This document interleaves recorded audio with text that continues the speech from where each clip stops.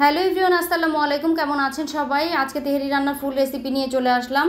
আধা কেজি মাংস আমি কেটে বেছে ধুয়ে নিয়েছি ছোটো ছোটো টুকরো করে। তার মধ্যে এখানে দিয়ে দিলাম 1 কাপ পেঁয়াজ কুচি, আদা বাটা, রসুন বাটা, শুকনো মরিচের গুঁড়া দুধ, আদা বাটা, রসুন বাটা, সামান্য একটু জয়িত্রী, কাঁচা মরিচ, তারপরে সয়াবিন তেল দিয়ে আমি খুব ভালোভাবে এটাকে মেখে নিব।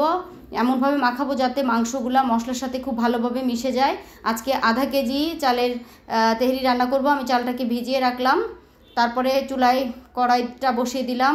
আমি আস্তে আস্তে মাংসটাকে কষাবো, কারণ বেশি জাল দিয়ে কষালে মাংসটা সিদ্ধ হবে না, তার আগেই লেগে যাবে। সো আস্তে আস্তে আমি মাংসটাকে কষিয়ে সুন্দরভাবে রেডি করব। এই যে মাংসের ঝোলটা অনেকটাই কমে আসছে, এই নেড়ে চেড়ে নিলাম, তেল বের হয়ে আসছে, তার মানে আমার মাংসটা রেডি হয়ে গেছে। তারপরে সেই ধুয়ে রাখা চালটা আমি দিয়ে দিলাম, দিয়ে মাংসের সাথে চালটাকে খুব ভালোভাবে আমি মিশিয়ে নিব।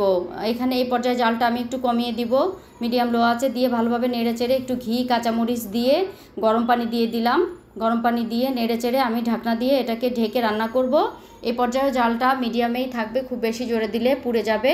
তারপরে আমি ফিরে আসলাম 5 মিনিট পর, এসে দেখলাম পানিটা শুকিয়ে গেছে। তো ভালোভাবে নেড়ে চেড়ে দিলাম, নেড়ে চেড়ে সুন্দর করে তল উপর করে দিয়ে এই যে আমার তেহরি রান্নাটা রেডি। খুব সুন্দরভাবে হয়ে গেছে, দেখেন তেহরিটা খুবই সফট হয়েছে। এবার আমি উপর থেকে বেরেস্তা দিয়ে দিলাম। দেখুন কতটা লোভনীয় হয়েছে। আশা করি খেতেও ভালো হবে। আমার ভিডিও যদি ভালো লাগে আমার পাশে থাকবেন, আমার জন্য দোয়া করবেন। ধন্যবাদ।